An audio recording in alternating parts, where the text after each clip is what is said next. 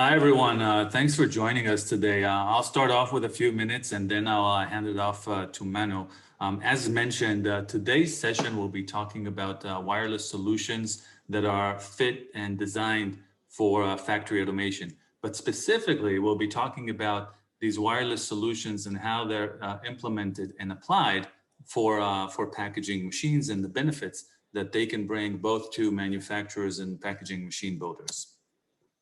So with that, let's start with the challenges. So there are many challenges that packaging machine builders and the packaging industry are facing today. When we're looking at mass customization, there are requirements for different materials, different sizes, different shapes of product packages that all need to be supported on a single machine. The time to market for new package designs needs to be reduced as much as possible. Changeover times, setup times, they need to be reduced and even eliminated if possible. And machines, you need to be able to repurpose them as much as possible. And on top of all those, we're seeing a lot of requirements that are impacted by seasonality, by geographical regions, or by regulations that vary between each country.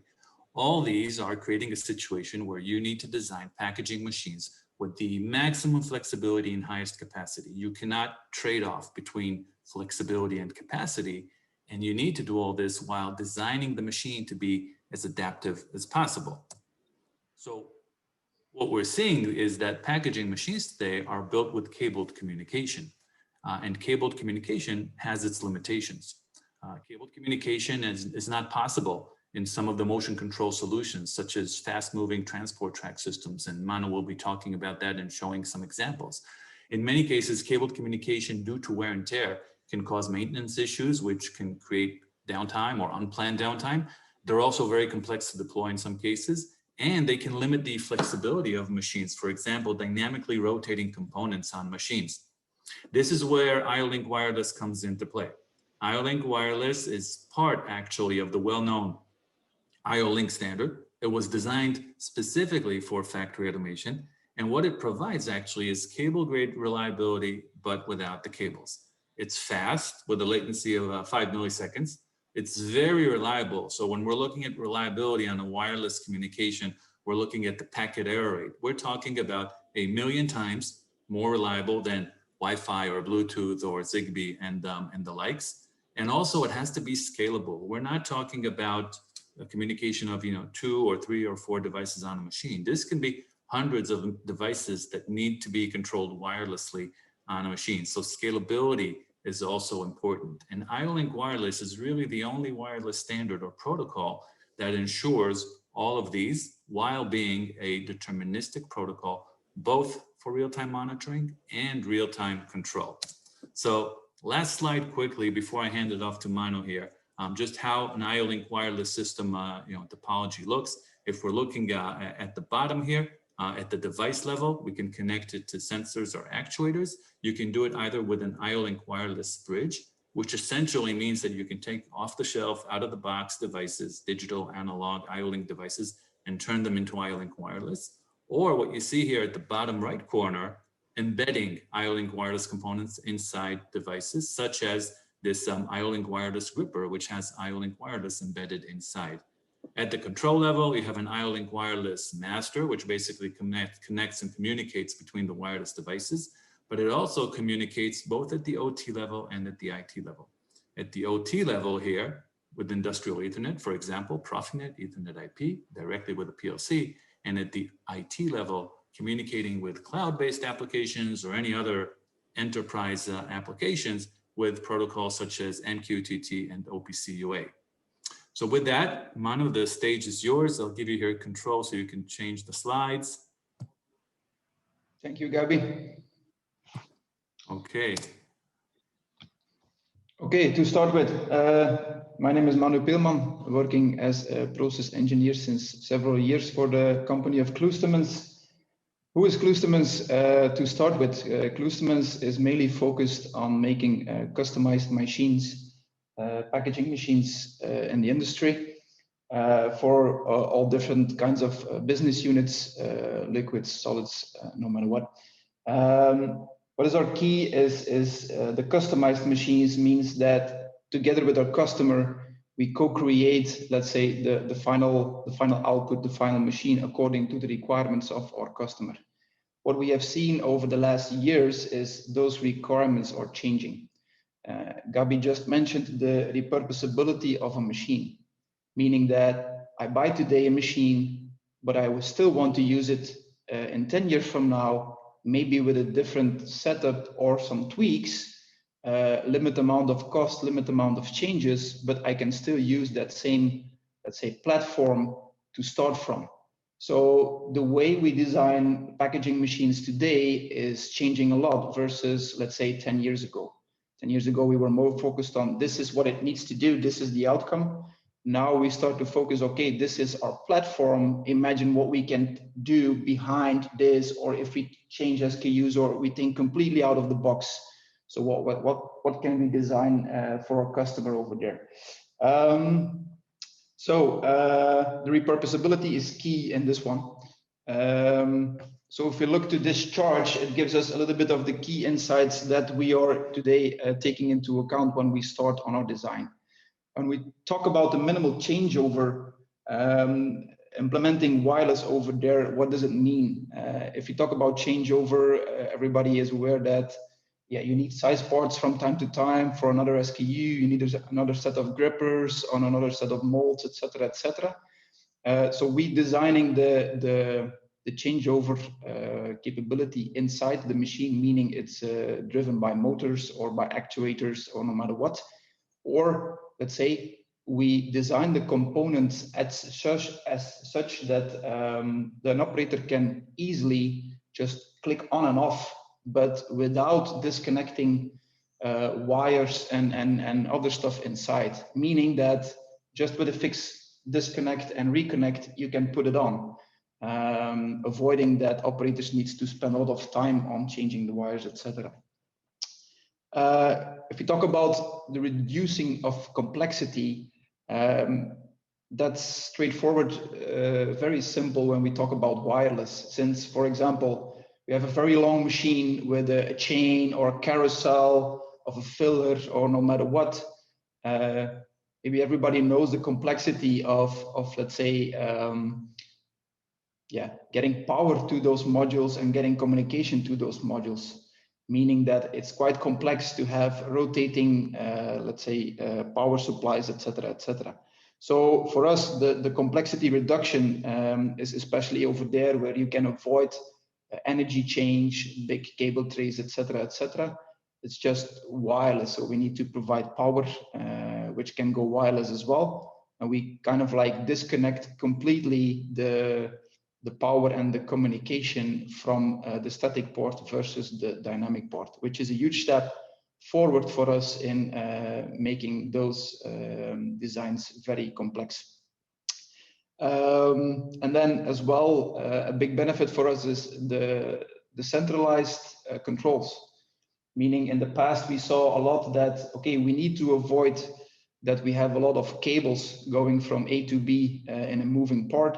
So that means that most of the time we split our controls in the main controller, and then we have several sub-controllers in order to, according to make as less wires connected to, in the transition. Now we can keep our controls all at the same area and just have the wireless communication, which avoids, let's say, less issues with control systems, PLCs, etc., etc. Most of the time, they are not made as well to be implemented on fast-moving objects in terms of vibration. But as well, we eliminate the let's say, the fact that you can have breakdowns over there, etc., etc. So in terms of complexity reduction, it's a huge step forward, enabling the wireless controls, let's say. If we talk about predictive maintenance, straightforward. Data is gold. So meaning in the past, we were limitized a bit in terms of, okay, we were already happy that we were able to get everything moving, but putting additional sensors on toolings or changeover parts, etc., makes it more cost and more complex.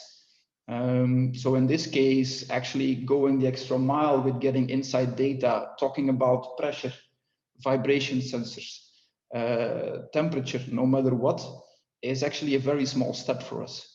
So if we want to trace bearings with vibration sensors, etc., that step is very minor, and that can work building on the platform together with our customer to have the predictive maintenance as optimized as possible to avoid, of course, unplanned stops and raise the reliability of the machine as much as possible. Maintenance cost. Everybody knows maybe or maybe not the energy change and all the cables that if they have fast motion over time, they will wear. Slip rings, etc. All of that is wearing. So if you have a cable break or something or errors related to that, most of the time it's quite time expensive, meaning that one, you need to replace the cables or the complete chain. You need to put quick connect plugs to make it fast, etc. So actually you start anticipating upfront to the error that may occur during maintenance or during unplanned stops.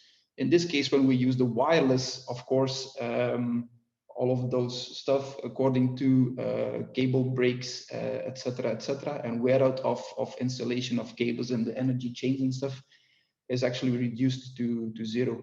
So over there we see a big gain in cost and avoiding the complexity. Same for the footprint. The footprint, imagine if you have 70 devices on a chain or on a linear system that needs to be wired, all of them. It creates a massive amount of cable trays. For some certifications, you even need to split then the power and the communication. So it brings a lot of footprint in the machine, which is occupied by that kind of, let's say, utilities. So what we see is that we can make the design a lot more clean, especially for food and beverage. It might be key, avoiding having those cables routed in our machine as much as possible. Of course, you cannot eliminate them, but if you can reduce them to the bare minimum, that's always a big benefit. The constant motion is a step forward as well that wireless, let's say, enabled that doing us, meaning in the past, we were familiar with the systems, we call it the indexing systems, that you shift your products towards a station. There is something happened, a fill, a seal, no matter what, and then they go to the next station where you have the next action. Enabling wireless in our systems means that we start doing everything on the fly. So we create kind of like smart robots that are moving together with the product, and that gives us the ability not to stop anymore, meaning we go a lot higher in throughput, and we save space as well, since the indexing always is taking a lot of space and additional equipment needed from time to time. So that constant motion is for us a real big step forward, which was enabled by the introducing of the wireless iolink as well. And then, the last but not least, the variety of designs. Having the base platform gives us the opportunity to, for example, say like, okay, we have a new SKU coming up on the market. Customer is coming to us and saying like, hey, you know, we have done this and this and this, but what if we want to do this? How can we look at it? So having that platform, that base setup with a limited amount of tweaks and changes, we can easily change the way we pack, or let's say the pack itself, or what is inside, etc., etc. So we can handle a lot of those varieties. Okay, when we talk about the challenges in changeover, I just mentioned that changeover is key, meaning in the past we had machines that were running 24/7, months and months, doing one SKU.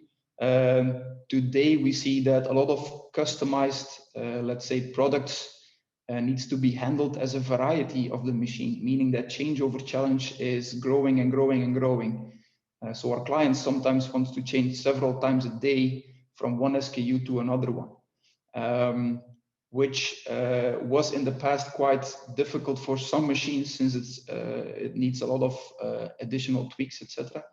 But now eliminating, for example, as you can see on the picture, those cables gives us the capability of doing that while the machine is in stop or even while the machine is in motion. So it can be done very straightforward and very easy.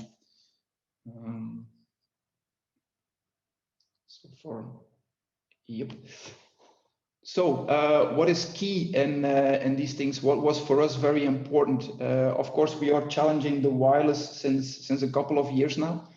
What were our, let's say, our base requirements? That okay, we need to have a lot of scalability, meaning we need a lot of devices in our machine.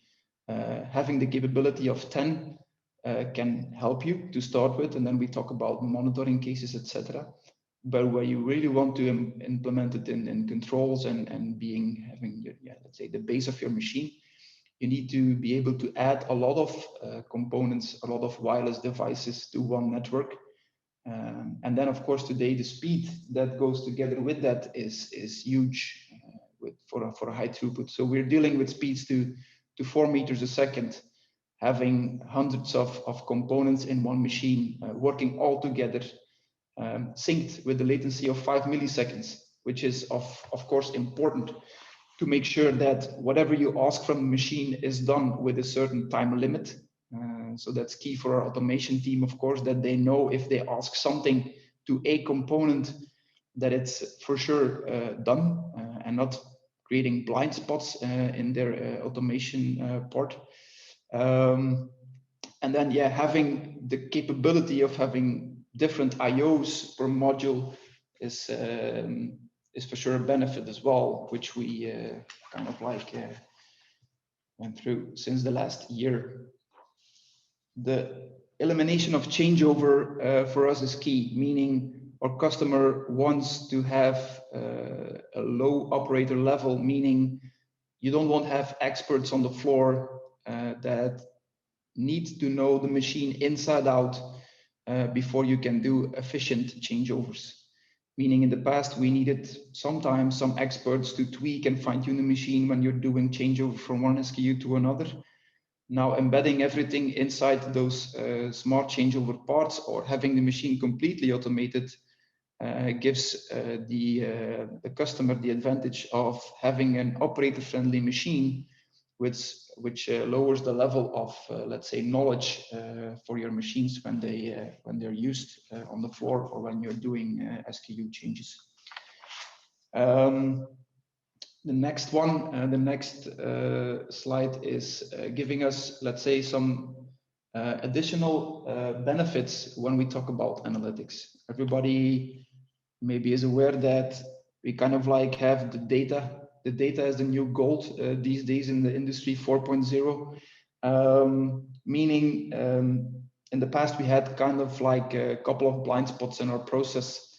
When we talk about, let's say, pressure or things like that are embedded in a moving system, we could not rely on the capability of having additional cables over there. Today, we use those wireless technologies to add additional components to our movers. Not, for example, not on all of them, but imagine like I have 70 or 80 devices working together, all the same, but I implement on every other 10, I implement some additional monitoring components.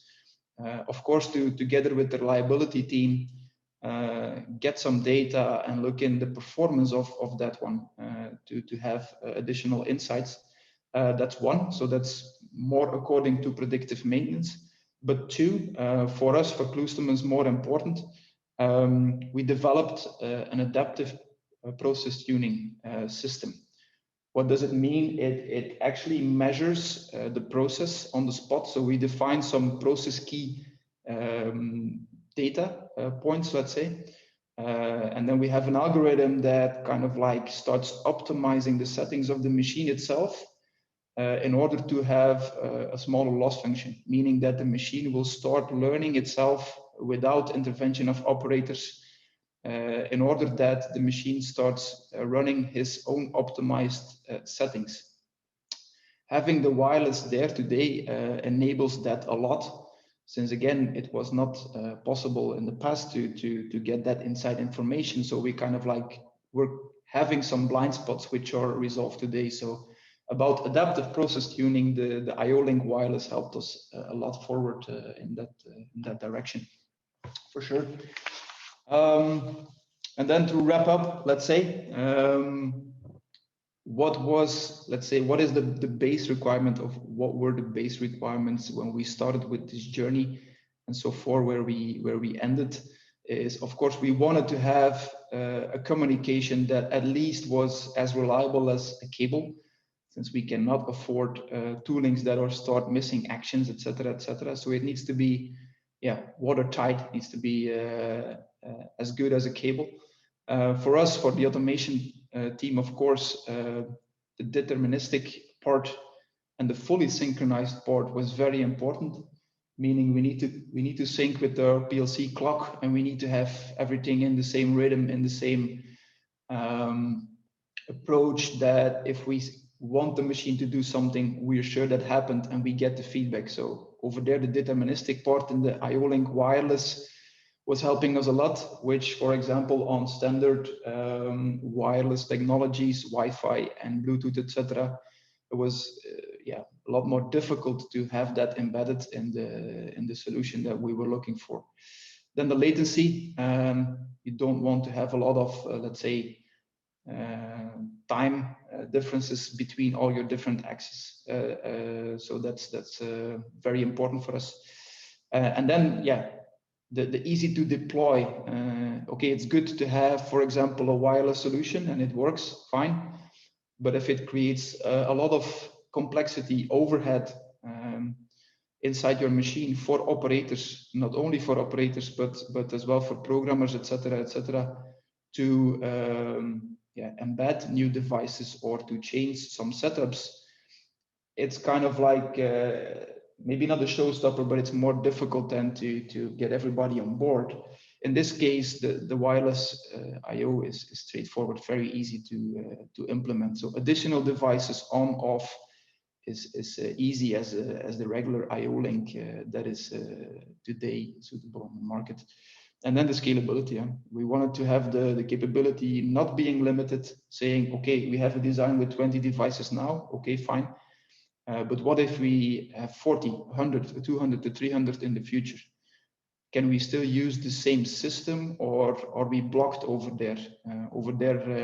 Together with CoreTigo, we had an amazing journey going from, I believe we started with 8, and then actually now we are exceeding the limits of hundreds and 200 devices. So over there we took very big steps. So for us, the wireless iolink, to summarize, is the next step of creating smart machinery for the future, packaging machines, and it enables us a lot to go the extra mile on that one. I really want to thank Manu over in Belgium from Cloostermans for joining us and delivering the practical side of the application of wireless iolink. Thanks very much, guys. Thank you. Thank you. Thanks, everyone.